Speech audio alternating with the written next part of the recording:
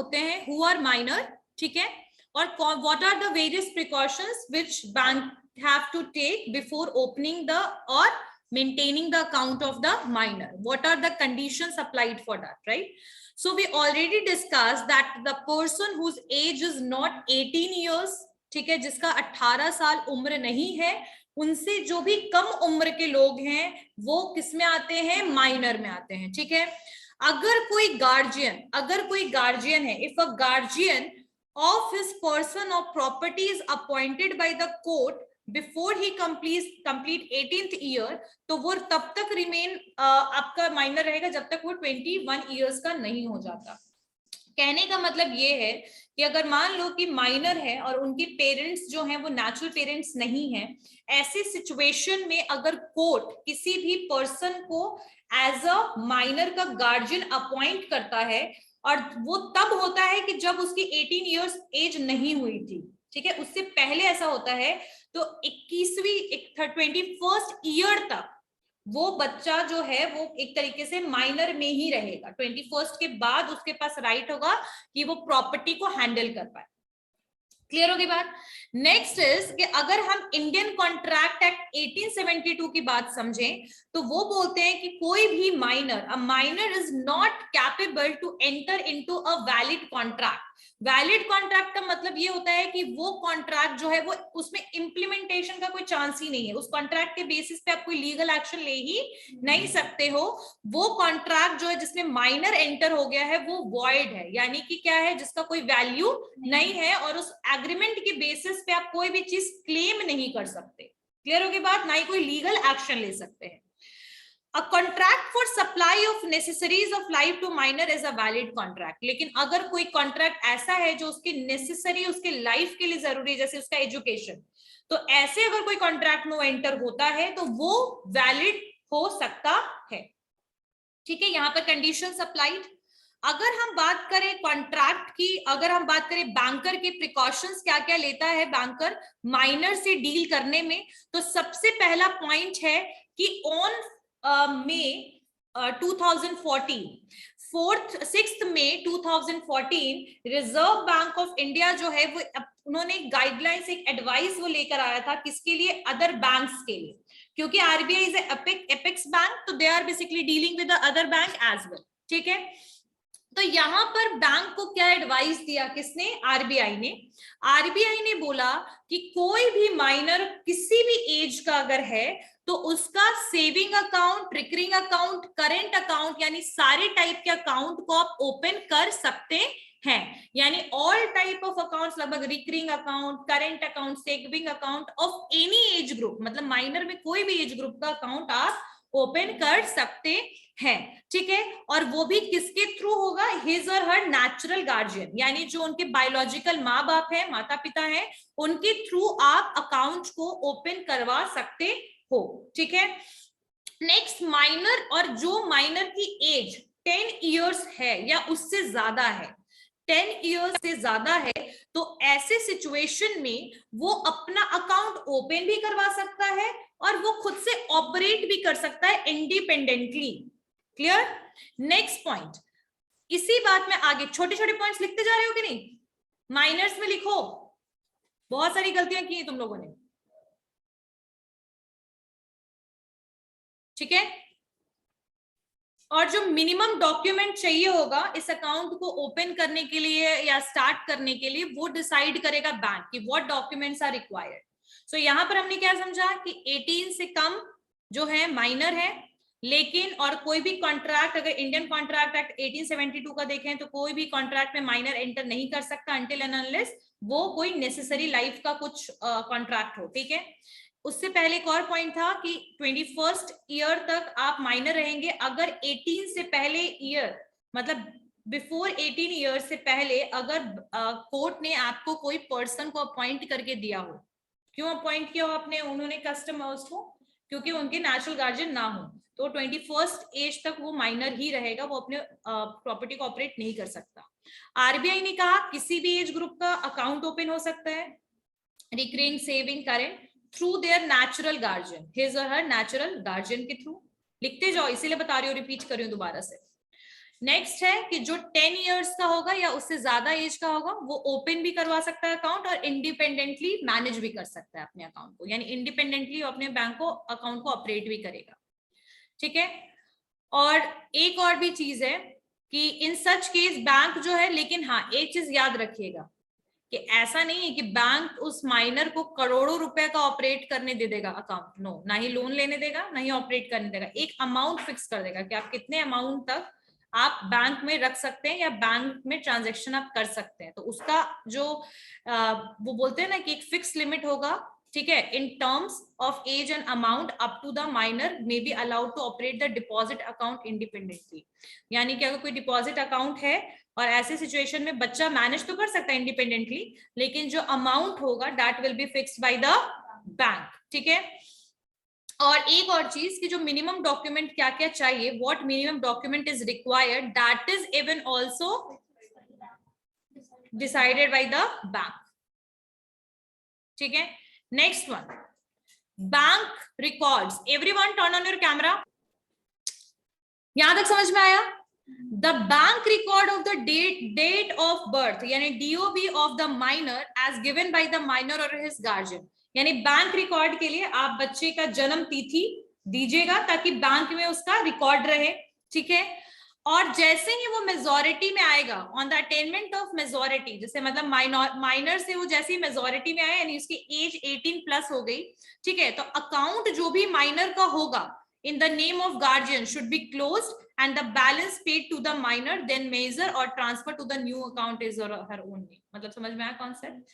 कहने का मतलब ये है कि बच्चे का जो भी डेट ऑफ बर्थ है, ठीक है, मान लीजिए 2001 अगर उसका डेट ऑफ बर्थ है तो उस हिसाब से तो अभी वो बच्चा 21 साल का होने वाला होगा, तो लाइक अगर आपने 2001 डेट दे दिया कोई भी पर्टिकुलर, उसके बाद जैसे उसने 18 क्रॉस किया, जैसे ही वो मेजर में आ गया, माइनर से किस में आ गया, वो मेजर में आ गया, वैसे ही वो जो अकाउंट जो उसके लीगल गार्जियन, नेचुरल गार्जियन जो चला रहे थे अकाउंट उसके नाम पर, वो अकाउंट को क्लोज कर दिया जाएगा, या तो आप उसको क्लोज करवा दीजिए अकाउंट को।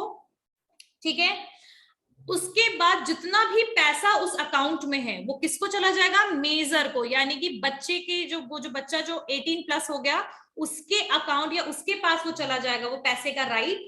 ठीक है, और उसके बाद जब वो दूसरा अकाउंट अगर ओपन कराता है अपने नाम से, यानी फ्रेश अकाउंट मेजर के नाम से ओपन होगा, तो या तो वो पैसा उसके अकाउंट में ट्रांसफर हो जाएगा। क्लियर हो गई बात? समझ में आ रहा है सबको? पॉइंट, छोटे छोटे पॉइंट लिखते चले जाना सब लोग। उसके अलावा एक और चीज है कि if the account is operated by guardian, fresh operating instruction and specimen signature of minor, now major should be obtained and kept for record, यानी कि अब जाकर के जब वो मेजर हो गया तो जब वो उसने नया अकाउंट ओपन करवाया, तब उस नए अकाउंट को ओपन करने के बाद उसका सिग्नेचर यानी मेजर का सिग्नेचर बैंक अपने पास as a evidence of proof specimen के लिए रखेगा। क्लियर? माइनर का यहां तक पॉइंट सबको समझ में आया? नेक्स्ट पॉइंट, ठीक है, banks are free to offer additional banking facilities such as internet banking, ATM, debit card, checkbook facility, but they should take the safeguard that minor account is not allowed to be overdrawn। ठीक है, bank जो है वो free है आपको facility देने के लिए, वो आपको मल्टीपल फैसिलिटीज भी देगी। ठीक है, आपको ATM कार्ड, डेबिट कार्ड सब कुछ देगी, लेकिन आपको चेकबुक का भी फैसिलिटी देगी, लेकिन कभी भी माइनर का अकाउंट से आप ओवरड्रॉन पैसा नहीं कर सकते, यानी ओवरड्राफ्ट फैसिलिटी नहीं मिलेगी। लेकिन जैसे आप मेजर हो जाइएगा वैसे ही you will get that facility as well. Clear? Next है कि a legal provisions regarding a guardianship, मतलब जो भी लीगल प्रोविजंस है गार्जियनशिप्स का वो देखेंगे अभी हम लोग। अगर कोई, यहां पर ध्यान दीजिएगा, if the father of Hindu minor dies, ठीक है, नेक्स्ट कंडीशन में क्या होगा, ये सारे पॉइंट्स लिख रहे हो ना तुम लोग, सारे पॉइंट्स लिख रहे हो? हाँ, if the father of Hindu minor dies, यानी अगर हिंदू मतलब रिलीजन के हिसाब से अगर पॉइंट देखा जाए तो अगर हिंदू के फादर, बच्चा है कोई माइनर और उसके फादर की डेथ हो जाती है, तो ऐसे सिचुएशन में his mother become the natural guardian, ऐसे नेचुरल गार्जियन फादर ही रहेंगे, लेकिन अगर फादर की डेथ हो जाती है तो नेचुरल गार्जियन कौन बन जाएंगी? मदर। ठीक है। After the death of mother, अगर मदर की भी डेथ हो जाती है, during the majority of the boy, there is either the testamentary guardian or guardian appointed by the court। यानी कि अगर मदर की भी डेथ हो जाएगी तो या तो कोई टेस्टामेंट्री गार्जियन होगा, यानी कि जो उसको देखेगा, देख रेख करेगा, या तो कोई लीगल गार्जियन होगा जिसको कोर्ट अपॉइंट करेगा। ठीक है। जो बैंकर है ऐसे सिचुएशन में, यानी जिस भी अकाउंट में, जिस भी बैंक में उनका पर्टिकुलर बच्चे का अकाउंट है, तो वो they may return the money to such guardian, वो सारे पैसे उस गार्जियन को रिटर्न करेगा जो लीगल गार्जियन आप बना है। ठीक है, क्लियर हो गया। नेक्स्ट पॉइंट इज फोर्थ वाले में, यहाँ तो फादर और मदर की डेथ में क्या कंडीशन होगा, माइनर के अकाउंट में क्या होगा, ये तो वो बात हो गई।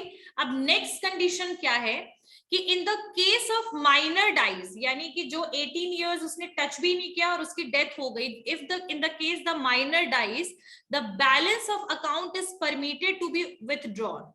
जो आपका बोल सकते हैं ना कि जो बैलेंस है अकाउंट का, वो परमिट किया जाएगा to withdrawn by the guardian, and in case of joint account of balance will held absolute disposal of the guardian. यानी कि अगर मान लीजिए एग्जांपल के लिए कि अगर बच्चे का अकाउंट चला रहे थे गार्जियन और उस माइनर की डेथ हो गई, तो ऐसी सिचुएशन में जो भी पैसा होगा वो कौन विथड्रॉ करेगा? उसका guardian. Clear. Next point, fifth point, next देखिए, no risk is involved if account is open in the name of minor so long account is not overdrawn by minor। ठीक है, यानी कि कोई भी रिस्क इन्वॉल्व नहीं करेगा बैंक कि अकाउंट जो है वो ओवर ड्रॉन हो जाए माइनर से किसी भी सिचुएशन में। लेकिन अगर ओवरड्राफ्ट या एडवांस ग्रांटेड होता है माइनर को, तो इवन बाय मिस्टेक और unintentionally the banker has no legal remedy to recover the amount from the minor. कहने का मतलब ये है कि पहले तो ओवरड्रॉन फैसिलिटी मिलेगी नहीं बैंक के थ्रू, कभी भी माइनर को ओवरड्रॉन की फैसिलिटी यानी ओवरड्राफ्ट की फैसिलिटी नहीं मिलेगी। तभी उनको क्रेडिट कार्ड भी नहीं मिलेगा, डेबिट कार्ड मिलेगा, क्योंकि debit card is related with the account, जो पैसा आपका है उससे रिलेटेड है, तो you will get that, but you will never get the credit card option where the bank is paying you amount and after that you repay it with interest.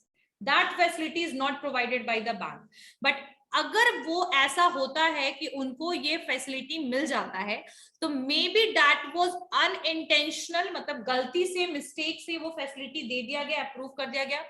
लेकिन अगर minor ने पैसा ओवरड्रॉन कर लिया, मान लीजिए कि बच्चे ने 20,000 रुपया ओवरड्रॉन कर लिया, 50,000 का लिमिट दे दिया ओवरड्राफ्ट को, और 20,000 रुपया उसने ओवर ले लिया, मतलब उसने विड्रॉन कर लिया।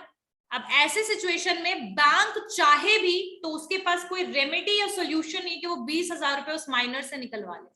अगर माइनर नहीं भी देगा तो you can not take the legal action against that. Clear हो गई बात, समझ में आया? क्लियर, ठीक है। अब जो एसेट होता है, the assets of the minor placed with the banker as security for advance taken by the minor are not legally available to banker because such pledge itself is invalid. यानी कहने का मतलब ये है कि अगर आपने स्टार्ट कर दे, हाँ, सो यहां पर एक बात है कि अगर एक तो ओवरड्रॉन की फैसिलिटी मिलेगी नहीं, मिल भी गई तो फिर बैंक उनसे वसूल कर नहीं सकता पैसा वापस, क्योंकि वो एक तरीके से इनवैलिड है। नेक्स्ट है कि कभी भी आप माइनर का कोई भी प्रॉपर्टी प्लेज नहीं कर सकते। प्लेज मतलब समझते हो क्या होता है? प्रॉपर्टी अपने पास रख नहीं सकते। As a collateral, you never pledge the property of minor. But if the minor needs some money and they want to take loan, मान लीजिए क्योंकि बच्चा है जिसका नाम है राम, ठीक है, वो बच्चा गया बैंक में और उसने बोला कि भाई ये मेरे प्रॉपर्टी के पेपर्स आप रखिए और मुझे 1 लाख रुपए लोन दे दीजिए। तो अगर बैंक ने 1 लाख रुपए उसे दे दिया और अगर उसने प्लेज भी कर लिया प्रॉपर्टी, तो भी ये इनवैलिड होगा, क्योंकि बच्चे का प्रॉपर्टी यानी माइनर का प्रॉपर्टी पे तो पहली बात 18 से पहले जल्दी राइट होता नहीं है, आप उसकी प्रॉपर्टी को प्लेज कर ही नहीं सकते। ठीक है, तो वैसे सिचुएशन में भी आप उसको 1 लाख रुपए दोगे तो उसको वापस ले नहीं सकते। ठीक है, यानी कि जो एसेट होगा कोई भी माइनर का, वो प्लेज आप नहीं कर सकते as a security for advance loan. यानी अगर आप लोन देते हो तो उसको आप ना कभी भी प्लेज नहीं कर सकते, और माइनर के पास कोई भी लीगल नहीं है कोई भी चीज माइनर का कोई भी एसेट को प्लेज करने का ऐसा कोई लीगल नोटिस वगैरह है नहीं, तो वो इनवैलिड है, ठीक है। उसके अलावा ध्यान दीजिएगा कि the banker shall have to return these securities to the minor and he can not exercise the right of sale in the case of default by the minor. Concept समझ में आया यहाँ पर कि अगर everyone turn on your camera, अगर गलती से भी प्लेज कर लिया, गलती से भी प्लेज कर लिया, प्रॉपर्टी रख लिया और उसके बेसिस पे लोन दे दिया, तो पहली चीज कि माइनर के प्रॉपर्टी को आप कभी सेल नहीं कर सकते। प्रॉपर्टी क्यों रखा जाता है बैंक में? ताकि कल को अगर डिफॉल्ट हो जाए यानी पैसा पेमेंट नहीं हो तो उस प्रॉपर्टी को सेल करके बैंक अपना पैसा निकलवा ले। लेकिन ऐसे सिचुएशन में जहां माइनर का प्रॉपर्टी प्लेज है, वो पहली बात तो प्रॉपर्टी को आप सेल ही नहीं कर सकते, क्योंकि माइनर किसी भी लीगल कॉन्ट्रैक्ट में एंटर हो ही नहीं सकता, ठीक है। तो आप उसकी प्रॉपर्टी को सेल नहीं कर सकते, पहली चीज। और दूसरी चीज कि वो अगर डिफॉल्ट होता भी है तो पैसे आप निकलवा नहीं सकते। क्लियर? सारे पॉइंट समझ में आए यहां तक? Next case, next situation, if an advance is granted to the minor on the guarantee of third party, यानी थर्ड पार्टी यानी किसी और कोई और पर्सन भी इन्वॉल्व है किस चीज में, एडवांस पेमेंट देने में, किसको, माइनर को। तो ध्यान दीजिएगा, if an advance is granted to minor on the guarantee of third party, such advance cannot be recovered from the guarantor also because the contract of guarantee invalid on the ground of contract between creditor and the principal debtor। Concept समझ में आया? नहीं समझ आया? सुनिए, मान लीजिए कि ए है, ये माइनर है, ए क्या है, माइनर है, ए माइनर है। अब ए जो है वो बैंक में गया, कोई भी एबीसी बैंक है उसमें ये गया, ठीक है। अब बैंक में जैसे ही गया, ये अपने साथ एक और पर्सन को लेकर आया, बी, जो कि है कौन, थर्ड पार्टी, ठीक है। थर्ड पार्टी के लिए यहाँ पर माइनर और मेजर का कोई क्लॉज नहीं है, इसका मतलब माइनर मेजर दोनों पे अप्लाई होगा, ठीक है। तो मान लो कि ये मेजर है यानी 18+ है, ठीक है। और ए जो है वो गया कहां पर, एबीसी बैंक से लोन लेने के लिए। क्या लेने के लिए? लोन या एडवांस लेने के लिए। अब थर्ड पार्टी जो है वो क्या बन गया, गारंटर। जैसे जिसको हम लोग कई बार बोलते हैं ना कि नॉमिनी, लेकिन नॉमिनी और गारंटर में अंतर होता है। Nominee is liable to pay the amount but guarantor is something, guarantee दे रहा है वो, ठीक है। तो ये गारंटी दे दिया, ठीक है, गारंटी दे दिया कि भाई अगर ए नहीं चुकाएगा तो मैं चुकाऊंगा। तो ये गारंटी हुआ कि मैंने दिया। नॉमिनी की तरह ही सिचुएशन हुआ, मैंने बोला ना अलग है, नहीं, यहाँ सिचुएशन सेम है कि नॉमिनी का मतलब क्या होता है कि अगर जो पर्सन के नाम पे लोन लिया गया अगर उसने नहीं दिया तो मैं दूंगा। तो गारंटर का भी मेन वही काम होता है कि अगर इसने नहीं देगा तो मैं दूंगा। लेकिन जो आपका प्रिंसिपल डेटर है, यानी कि बेसिकली जिसने आपसे लोन लिया, प्रिंसिपल जो डेटर है वो तो माइनर था। तो ऐसे सिचुएशन में either the third party is major और minor, you didn't enter in the valid contract because principal debtor is minor। यानी कि जिसके नाम पे लोन लिया जा रहा है वो खुद ही माइनर है, तो कॉन्ट्रैक्ट तो बना ही नहीं। तो आप ऐसे सिचुएशन में गारंटर से भी पैसा वसूल नहीं कर सकते। आई बात समझ में? पॉइंट क्लियर हुआ ये वाला कि इसमें क्या बोला जा रहा है कि अगर मान लीजिए कि कोई थर्ड पार्टी को लेकर कोई जाता है माइनर गारंटर के रूप में कि ये पैसा पेमेंट कर देगा, लेकिन चूंकि जो जिसके नाम पे लोन लिया जा रहा है, गारंटर के नाम पे तो लोन लिया नहीं जा रहा है, लोन लिया जा रहा है यहाँ पर ए के नाम पे, तो ए तो माइनर है, तो माइनर तो कभी वैलिड कॉन्ट्रैक्ट में एंटर हो ही नहीं सकता। जब स्टार्टिंग का कॉन्सेप्ट ही इनवैलिड है तो गारंटर से भी आप पैसा ले नहीं सकते, ठीक है। यानी कि ऐसे सिचुएशन में क्योंकि इन आपका जो प्रिंसिपल डेटर है यानी जिसके नाम पे लोन लिया गया है वो खुद माइनर है, तो ये वॉइड कॉन्ट्रैक्ट अपने आप में है, तो आप गारंटर से भी पैसा नहीं ले सकते, ठीक है। एक और सिचुएशन, ठीक है, ये सारे पॉइंट्स क्लियर हो रहे हैं बेटा सबको? चलिए आगे। According to section 128 of Indian Contract Act 1872, क्या बोलता है कि जो लाइबिलिटी है और श्योरिटी है को एक्सटेंसिव है कि principal debtor unless it otherwise provided by the contract.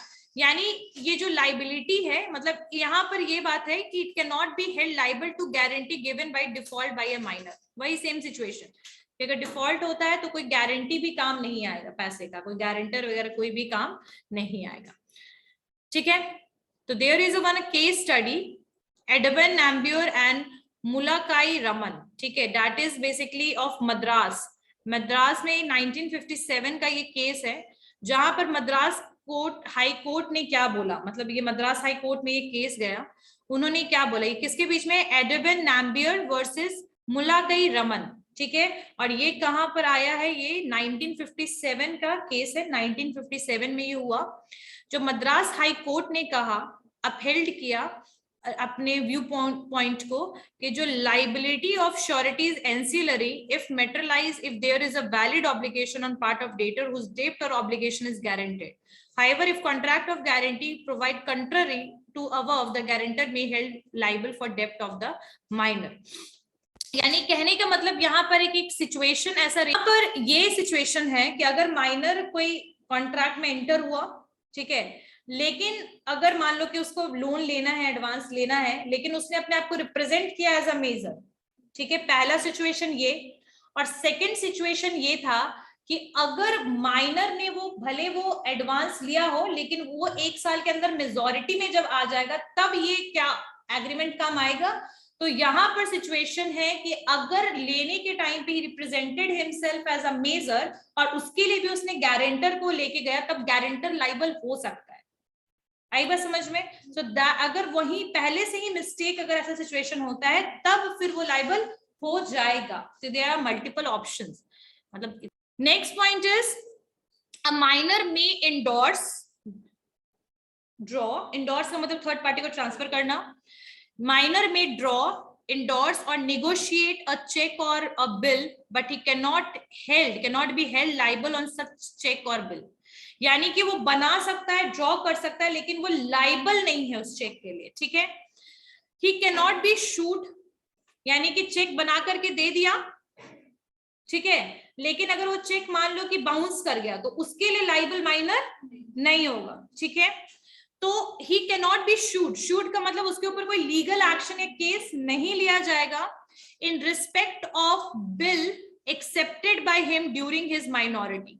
वैसे बिल चेक जो होंगे विल बी वैलिड, ठीक है, and all other parties will be liable in their respective capacities. लेकिन याद रखिएगा कि उसके नाम पे तो शू नहीं कर सकते, हम उसको शूड नहीं कर सकते हैं, ठीक है, क्योंकि वो माइनर में है। लेकिन वैसे बिल में अगर कोई और भी पार्टीज इन्वॉल्व है जो थर्ड पार्टी है, लेकिन वो मेजर है, तो वो सारे पार्टीज को शू कर सकते हैं, लेकिन माइनर को शू नहीं कर सकते, ठीक है। तो ये है आपका 7th पॉइंट।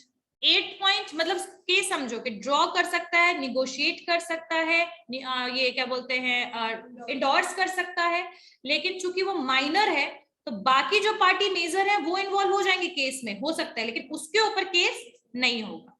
नेक्स्ट पॉइंट है कि a minor can be admitted to the benefit of partnership with the consent of all the partners but will not be liable to losses और डेब्ट ऑफ द फर्म। ये भी मैंने बताया था कि अगर कोई लाइबल है, वो पार्टनरशिप फॉर्म में एंटर करना चाहता है, अगर वो एंटर होना चाहता है, तो ऐसी सिचुएशन में वो हो सकता है, बाकी पार्टनर्स के कॉन्सेंट से एंटर हो गया, लेकिन कभी भी अगर कोई भी पार्टनरशिप फॉर्म में डेब्ट होगा या लॉसेस होगा तो उसको वो लाइबल उसके लिए नहीं है।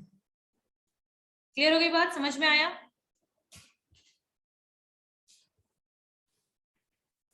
माइनर केस समझ में आया, चेक वगैरह से रिलेटेड, पार्टनरशिप से रिलेटेड क्लियर हो गया कि ऐसे सिचुएशन में जहां पर पार्टनरशिप फॉर्म है, वहां पर अगर एंटर होते हैं माइनर, तो पहली बात वो एक्सक्लूडेड होते हैं, उन लॉस और डेब्ट्स के लिए वो लाइबल नहीं है, ठीक है। नेक्स्ट पॉइंट, माइनर जो है that may be appointed as an agent to act as behalf of his principal.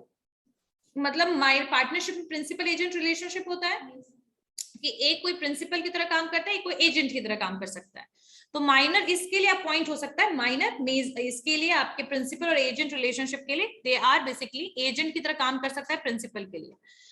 लेकिन अगर इंडियन कॉन्ट्रैक्ट एक्ट 1872 की बात समझें तो एज बिटवीन प्रिंसिपल और जो थर्ड पर्सन है, any person may become an agent but no person who is not the age of majority and sound mind can be appointed as an agent. so as to responsible to his principal।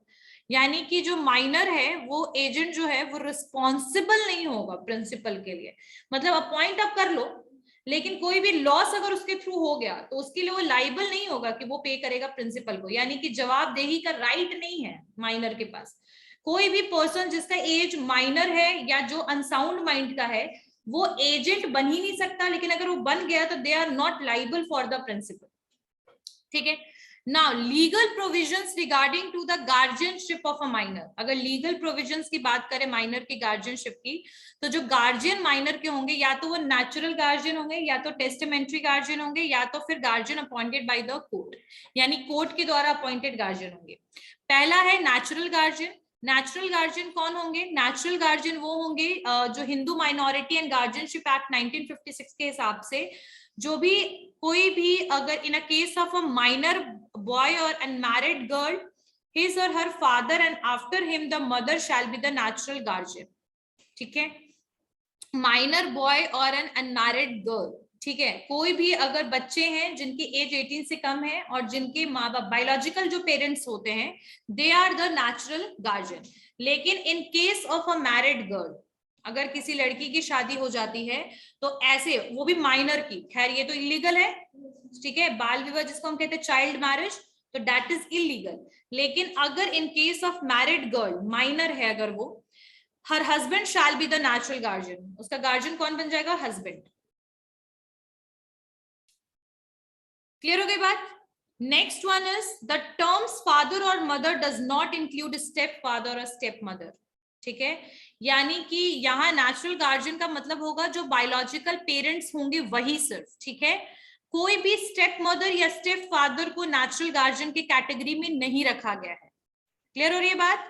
उसके अलावा अगर father सन्यासी बन गया, मान लो example के लिए, if the father become a सन्यासी और does not remain a Hindu, और वो अगर हिंदू नहीं रहा, ठीक है, he shall not be entitled to remain as guardian, वो गार्जियन के इंटाइटलमेंट में नहीं रहेगा। यानी कि मान लो कि ऐसा सिचुएशन आया कि जहां पर, एक मिनट अभिजीत, जहां पर वो पर्सन गार्जियन जो है यानी फादर जो है वो सन्यासी बन गए, तो ऐसी सिचुएशन में क्या होगा कि वो गार्जियन का जो इंटाइटल है, जो गार्जियन के लिए वो है, वो रिमेन क्या रहेगा? He shall not be entitled to remain as guardian, वो गार्जियन का जो उनको टाइटल मिला हुआ है वो नहीं रहेगा। अगर फादर अलाइव है and is not remove from guardianship, ठीक है, यानी और फादर जिंदा है लेकिन वो गार्जियनशिप के टाइटल को रखना नहीं चाहते हैं, तो ऐसे सिचुएशन में वो चाहेंगे तो भी गार्जियनशिप रिमूव नहीं होगा। ठीक है, the mother does not become the natural guardian of her minor child. Yes Abhijit? Ma'am जैसे आप बोले हिंदू हिंदू होना, जो हिंदू से कन्वर्ट नहीं होना चाहिए,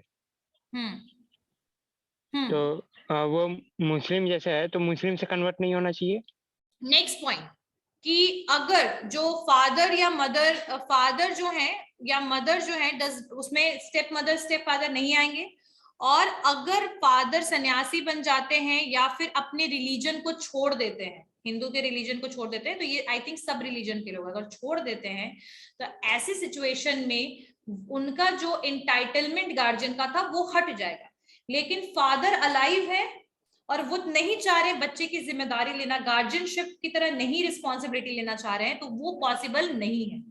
मदर जो है वो तब तक बच्चे की नेचुरल गार्जियन नहीं बनेगी जब तक फादर की डेथ नहीं होती। अगर फादर की डेथ होती है तो ही वो नेचुरल गार्जियन बनेगी, और इन द केस ऑफ सन्यासी और इन the case of changes in the religion तब वो बन सकती हैं। ठीक है, लेकिन अगर वो नॉर्मली बिना मतलब का अगर ऐसा फादर चाहे कि मैं गार्जियनशिप ना रखूं तो वो पॉसिबल नहीं है। Next point, testamentary guardian. अगर a Hindu father who is entitled to act as a natural guardian of his minor legitimate children may by will appoint a guardian for any of them in respect of minor person property, such guardian act as the death of the father or the mother। यानी कहने का मतलब है कि father mother थे, father की death हो गई, कौन बन गई? मदर बन गई। अब मदर की भी डेथ हो गई तो हमने क्या किया? कोर्ट से एक टेस्टामेंट्री मतलब एक गार्जियन को अपॉइंट कर दिया। किसने किया अपॉइंट? उसके बेसिकली कोर्ट ने अपॉइंट किया, क्योंकि माइनर अपना देख रेख नहीं कर सकता, प्रॉपर्टी को नहीं संभाल सकता है, तो इसके लिए एक टेस्टामेंट्री गार्जियन को अपॉइंट कर दिया गया, किसके लिए, माइनर के लिए, और वो सारे के सारे डिसीजंस वगैरह को लेगा। Clear. Next one is guardian appointed by the court. Guardian appointed by court, कोई गार्जियन जो है वो अपॉइंट होता है कोर्ट के द्वारा under the guardian and wards act 1890। अच्छा, टेस्टामेंट्री गार्जियन का मतलब ये होता है कि जो गार्जियन बनता है बच्चे की, जैसे उसकी मौसी बन गई, चाची बन गई, दे आर टेस्टामेंट्री, ठीक है, और वो अपने आप भी हो सकता है कि मैं इस बच्चे को देखूंगी या कुछ भी, ठीक है। लेकिन गार्जियन जो कोर्ट के द्वारा आता है, वो कोर्ट जो है वो किसी भी स्ट्रेंजर को नहीं, किसी नोन को या किसी लीगल पर्सन को अपॉइंट कर देगा एज ए गार्जियन, ठीक है। Mother as a natural guardian, mother as a natural guardian की अगर हम बात करें तो गार्जियनशिप जो होता है माइनर का, ठीक है, सुप्रीम कोर्ट ने हेल्ड कर दिया है कि that mother can also act as a natural guardian of a Hindu minor even during the life time of the father, यानी अगर फादर हैं तो भी नेचुरल गार्जियन बन सकते हैं। सुप्रीम कोर्ट का क्या था, निर्णय लिया गया है, ठीक है। और ये एक सिचुएशन आया था गीता हरिहरन और अनदर वर्सेस आरबीआई के द्वारा, एक केस था, उसके बेसिस पर ये वर्डिक्ट लिया गया है। Supreme Court held that in all the situation where father is not actual charge of the affairs of the minor, either because of indifferences or because of agreement between him and mother of the minor, oral or written, and the minor is in exclusive care and custody of the mother, the father for any other reason is unable to take care of minor because of his physical, mental incapacity, mother can act as a natural guardian of minor. ये इतना जो ज्यादा line मैंने पढ़ा है उसको ध्यान से समझिएगा। सुप्रीम कोर्ट के द्वारा एक वर्डिक्ट में ये चीज आया कि माइनर की नेचुरल गार्जियन मदर भी हो सकती है अगर फादर जिंदा है तो भी। क्यों? अगर ऐसा सिचुएशन आएगा कि कभी भी कोई माइनर है और मतलब बेबी है और मदर एंड फादर के बीच में इंडिफरेंसेस हैं या कोई कॉन्फ्लिक्ट है या कोई भी ऐसा सिचुएशन है जहां पर फादर जो है वो रिस्पॉन्सिबिलिटी नहीं ले पा रहा बच्चे का, तो ऐसे सिचुएशन में नेचुरल गार्जियन कौन बनेगी? मदर बनेगी, ठीक है। और एक और चीज, अगर उन दोनों के बीच में कोई एग्रीमेंट हुआ है, यानी मदर एंड फादर के बीच में एग्रीमेंट है, ओरल या रिटन कोई भी एग्रीमेंट है कि मैं बच्चे को नहीं देखूंगा, तो मदर जो है ऑटोमेटिकली उसकी नेचुरल गार्जियन बन जाएगी, ठीक है। कस्टडी मदर को ही मिलेगा, ठीक है। फादर को कोई भी सिचुएशन में, कोई भी रीजन में कस्टडी नहीं मिलेगा ऐसे सिचुएशन में जहां इंडिफरेंसेस है। और माइनर का, अगर माइनर किसी भी सिचुएशन में फिजिकल इनकैपेसिटी है, बच्चा जो है फिजिकल इनकैपेसिटी है या कोई भी तरीके का प्रॉब्लम है माइनर के साथ, तो ऐसे सिचुएशन में भी मदर ही सिर्फ उसकी नेचुरल गार्जियन बनेगी। क्लियर है? तो ये जो है गार्जियन एंड नेचुरल गार्जियन का डेफिनेशन ये था कि मदर के साथ किसी भी तरीके का डिस्क्रिमिनेशन नहीं होना चाहिए, कि मदर नेचुरल गार्जियन नहीं हो सकती। गार्जियनशिप में और नेचुरल गार्जियनशिप में डिफरेंस होता है। गार्जियन का मतलब होता है mother and father both are guardian, but जो नेचुरल गार्जियन का जो एक टाइटल मिला हुआ था वो सिर्फ और सिर्फ फादर को ही एक तरीके से मिला हुआ था, ठीक है, कि भाई फादर ही जो होंगे वही गार्जियन होंगे। तो यहाँ पर इन्होंने यही बोला कि natural guardian as defined in that the supreme court clarify किया उसने कि the father and after him the mother need not necessarily mean after the life time of father, यानी फादर के बाद मदर गार्जियन है, लेकिन इसका मतलब ये नहीं कि वो तभी नेचुरल गार्जियन बनेगी जब फादर की डेथ हो जाए, ठीक है। लाइफ टाइम होने के, लाइफ होने के अलावा, मतलब वो जिंदा है, प्रेजेंट है, तो भी वो गार्जियन बन सकती है, ठीक है। तो ये सिचुएशन है आपके mother as a natural guardian का सिचुएशन है। क्लियर हो गया? ये चीज बोला कि अपॉइंट करता है, कोर्ट ही अपॉइंट करेगा कि आप गार्जियन बनिए बच्चे की, ठीक है। सो दिस इज जो जहां पर कोर्ट इन्वॉल्व है, और सेकंड में टेस्टामेंट्री। क्लियर हो गया अभिषेक? Yes ma'am. ठीक है। Testamentary, guardian appointed by court और नेचुरल गार्जियन। टेस्टामेंट्री में जो हिंदू फादर है who is entitled as a natural guardian, minor का, लेकिन in the case in respect that minor's person or property such guardian act after the death of father or mother, मतलब वो ऐसे person होंगे जो प्रॉपर्टी का देख रेख करेंगे बच्चे के पेरेंट्स के डेथ होने के बाद, ठीक है। लेकिन याद रखिएगा कि दोनों पेरेंट्स के डेथ होने के बाद ही टेस्टामेंट्री गार्जियन अपॉइंट हो सकते हैं, ठीक है, या फिर कोर्ट के द्वारा कोई गार्जियन अपॉइंट होंगे। अगर दोनों में से किसी एक की भी डेथ हो जाती है तो ऐसे सिचुएशन में टेस्टामेंट्री गार्जियन नहीं अपॉइंट होंगे। क्लियर? चलिए, सो कोऑपरेटिव बैंक के नीचे था agricultural and non agricultural, right? Chart नहीं बनाया तुम लोग के अंदर है एग्रीकल्चर, दूसरा है नॉन एग्रीकल्चर। फिर एग्रीकल्चर इंस्टीट्यूशन में दो पार्ट डिवाइड हुआ है, एक है शॉर्ट टर्म, दूसरा है लॉन्ग टर्म। फिर शॉर्ट टर्म में हमारा आ जाता है state cooperative, central cooperative bank and primary agriculture cooperative. और उसमें लैंड डेवलपमेंट बैंक, ये इसमें ये लॉन्ग टर्म में आ जाता है लैंड डेवलपमेंट बैंक। हाँ, तो सेंट्रल कोऑपरेटिव बैंक में हम पहुंचते हैं। जो सेंट्रल कोऑपरेटिव बैंक है वो 3 टायर कोऑपरेटिव क्रेडिट स्ट्रक्चर में सेकंड नंबर पे है। सबसे पहले स्टेट कोऑपरेटिव है, फिर आपका सेंट्रल है कोऑपरेटिव, उसके बाद है डिस्ट्रिक्ट कोऑपरेटिव। ठीक है, तो जो सेंट्रल कोऑपरेटिव बैंक्स हैं वो मिडिल में आते हैं 3 tyre of cooperative credit structure में। सेंट्रल कोऑपरेटिव बैंक्स जो हैं वो 2 टाइप के यहाँ भी होते हैं। अब यहाँ क्या है, ये 2 टाइप के, सुनते रहना ध्यान से। सेंट्रल कोऑपरेटिव बैंक्स भी 2 टाइप के हैं।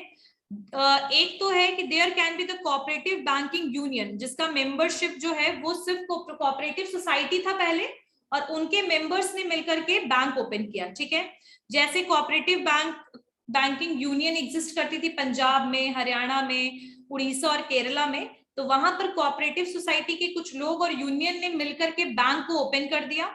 ठीक है, तो they are basically central cooperative bank. और यहाँ पर कुछ ऐसे कोऑपरेटिव बैंक हैं जिनमें मिक्सचर है इंडिविजुअल का और कोऑपरेटिव सोसाइटीज के मेंबर का, यानी कोऑपरेटिव सोसाइटीज के मेंबर भी थे और इंडिविजुअल भी हैं। उन लोगों ने मिल करके, मिक्स होकर के जब बैंक स्टार्ट किया तो वो भी सेंट्रल कोऑपरेटिव बैंक के ही पार्ट होंगे। ठीक है, अब सेंट्रल कोऑपरेटिव बैंक का जो कैपिटल है वो कैसे रेज होता है, यानी पैसा कैसे आता है, तो कैपिटल कैसे रेज होगा।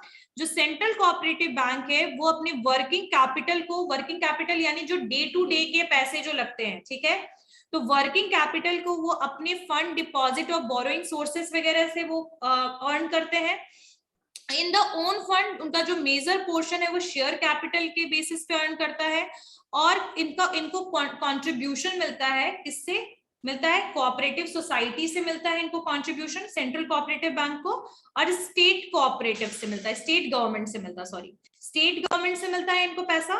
और कहां से मिलता है इनको, कोऑपरेटिव सोसाइटी से पैसा इनके पास आता है। ठीक है, और बाकी इनके पास जो रिजर्व्स वगैरह हैं उनके इंटरेस्ट वगैरह से इनके पास पैसे आते हैं। ठीक है, क्लियर हुआ कैसे पैसे आते हैं इनके पास, कैपिटल कैसे आता है। स्टेट गवर्नमेंट के थ्रू, कोऑपरेटिव सोसाइटीज के थ्रू, फंड्स वगैरह जो इनके पास है रिजर्व्स के थ्रू। ठीक है, अब लोन एंड एडवांसेस की अगर हम बात करें तो जो सेंट्रल कोऑपरेटिव बैंक्स हैं वो पहले तो बहुत सारे थे, अभी तो बहुत कम हो चुके हैं, लेकिन उन्होंने लगभग 1991-92 में उन्होंने लगभग 14,226 करोड़ तक का लोन एडवांस दिया था। समझ रहे हो कितना बड़ा अमाउंट है। एंड 90% ऑफ जो लोन उन्होंने दिया था ना वो कोऑपरेटिव सोसाइटीज को ही दिया था, यानी कोऑपरेटिव सोसाइटीज जो प्रेजेंट है, टाइप्स ऑफ बिजनेस ऑर्गेनाइजेशन में कोऑपरेटिव सोसाइटी पढ़ा होगा, तो उनको ही इन्होंने लोन दिया था। ठीक है, और इनका जो 75% लोन था वो क्या था, शॉर्ट टर्म लोन, मतलब 1 साल से अंदर अंदर वाले बहुत सारे लोन थे। ठीक है, तो और इसमें प्रॉब्लम भी ये आया कि because of the excessive loan जो आप लोगों ने, हम बैंक ने दिया, सेंट्रल कोऑपरेटिव बैंक ने, जिसकी वजह से अभी भी ये सिचुएशन है कि बहुत सारे लोन अभी तक बैंक के पास वापस पैसे नहीं आए हैं। और इसी वजह से 1997 to 98 में जो परसेंटेज था ओवर ड्यू होने का, यानी पैसे ड्यू होने का, वो सेंट्रल कोऑपरेटिव बैंक का था 34%। समझ रहे हो, the percentage of overdues to demand to the central cooperative level was 34, 34% पैसे अभी तक पैसे वापस बैंक में आए नहीं। So this was the distressing situation of the cooperative, central cooperative bank। ठीक है, और 1974-76 में कोऑपरेटिव मूवमेंट था, कोऑपरेटिव मूवमेंट इन इंडिया चला था, तो रिजर्व बैंक ऑफ इंडिया ने मतलब इसके ओवरड्यूज का रीजन बताया था। पहली बात तो क्यों ये पैसे बहुत सारे रह भी गए थे, बहुत सारे ओवरड्यू हो गए थे, उसका रीजन ये था कि फ्लड आ गया, ड्राउट आ गया, तो रिपेइंग कैपेसिटी जो बोरोवर्स का था वो बहुत इफेक्ट हो गया। उसके अलावा इनएफिशिएंट बोल सकते हैं ना, इनएफिशिएंट और इनएफिशिएंट सुपरविजन ऑफ बैंक, यानी बैंक के पास पैसे टाइम पे नहीं आ रहा, they were not taking any kind of action against those. तो वो नॉर्मल और बोल सकते हैं लिबरल और एक बोल सकते हैं ना केयरलेसनेस भी बैंक का भी था। उसके अलावा पुअर क्वालिटी था मैनेजमेंट, पुअर क्वालिटी और मैनेजमेंट था बैंक में। एब्सेंस था linking between the credit and the marketing, यानी क्रेडिट फैसिलिटीज देना और किस तरीके से क्रेडिट फैसिलिटीज इंक्रीज करना, मार्केटिंग करना, ये सब भी प्रॉपर नहीं था। तो ये सब वजह से, और कोई भी प्रॉपर मेजर बैंक के द्वारा नहीं लिया जाना, ये भी एक रीजन था जिसकी वजह से आज भी इतना बहुत पैसा कोऑपरेटिव सोसाइटीज का ड्यू है। ठीक है, उसके अलावा नेक्स्ट जो थर्ड टाइप है that is the primary agricultural. अच्छा, तुम लोग को मैंने बताया था जो स्टेट होगा, स्टेट लेवल पे, जो डिस्ट्रिक्ट लेवल मैंने बोल दिया, गलती से वो निकल गया मुंह से, वो डिस्ट्रिक्ट लेवल नहीं, सेंट्रल कोऑपरेटिव डिस्ट्रिक्ट लेवल पे काम करता है। फिर आता है एक विलेज बैंक जो मतलब विलेज लेवल पे होता है। ठीक है, सबसे last primary agricultural credit societies, primary agricultural credit societies. तो पैक्स से हम लोग नेक्स्ट क्लास में करेंगे, पहले कोऑपरेटिव सोसाइटी, उसके बाद NRI. Anyone have any doubt? Anyone have any doubt? Okay.